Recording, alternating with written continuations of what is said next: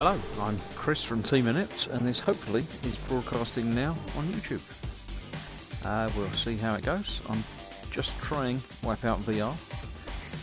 I have done a couple of races to make sure it all works and try streaming out, but I'll go back and do the first race again, because I won that one. So we'll see how it looks. 5-hour speed. Obviously in VR, it's a very different game to the normal flat screen because you're actually sitting in the little cockpit thing. I have changed a few of the sort of comfort settings to things that I'm more comfortable with, so hopefully I won't have to pause it and go and be sick in a bucket, but you never know. Cool. So this is me. I hope you can see what I'm seeing. It gives you a chance to look around and see. It's obviously not a highly detailed environment. The game is a bit old, but it's detailed enough, and when you start going at speed, obviously you can't really tell. So I'm going to click X to start race, and then basically hold X down and try not to bounce off the walls too much. Now,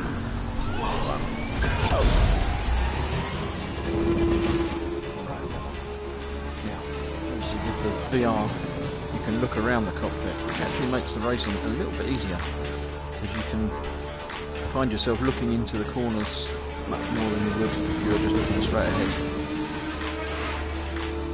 And because you're lower to the ground, you would have thought it would make it feel faster, but it actually makes it feel a little bit slower. I know it may be a little bit slower. I've not timed laps or played it in flat, so I don't really know.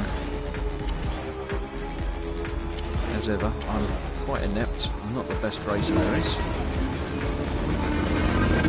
But it's so good in VR. It just adds that extra level of everything.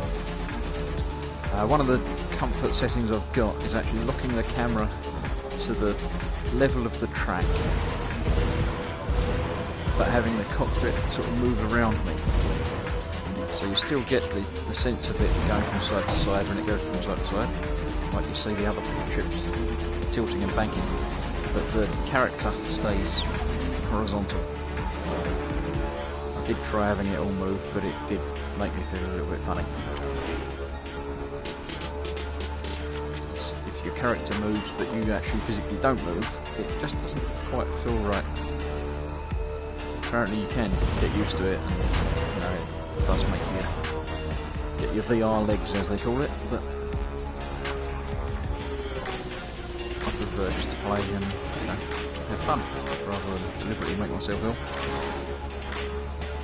Assuming this does work, I do have some other VR games that I will work my way through and play a bit of, assuming they're popular or successful.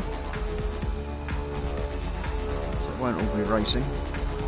I know Paul's working his way through Skyrim, which I do have in VR, so I might put up a couple of those short spurts of VR Skyrim so you can compare and contrast our playstyles and our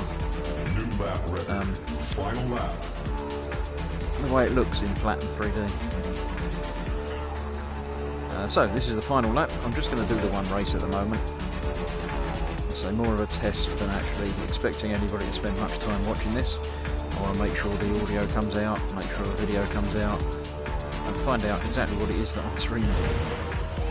I think it should be basically what I'm seeing through the headset rather than a more static version. So I'll try this, and now it's all linked up on my account. You can say watch any more going on. So on normal races, obviously there might be less commentary because I have to be paying more attention to what I'm doing and trying not to crash and burn. But I have done this course 10 minutes ago, so I sort of remember it.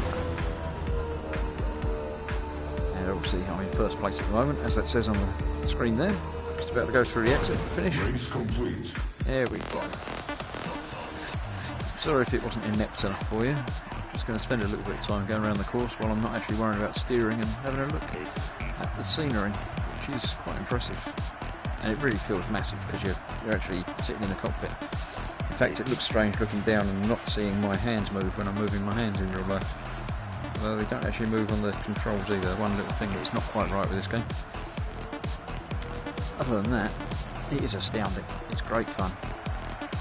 And if you can not be ill while you're doing it, then, you know, why would you not try it? Some of the effects when the other ships come close to you are quite impressive. So, I'm going to call that a day. I'm just going to come out of this Elite Pass. menu. First place. Elite Pass, apparently. That's quite nice. I'm only beaten by a second and a half, so 2 seconds. I'll return to the grid, come back out and figure out how to turn off the broadcast. I think I can do it from here, broadcast settings, stop broadcast.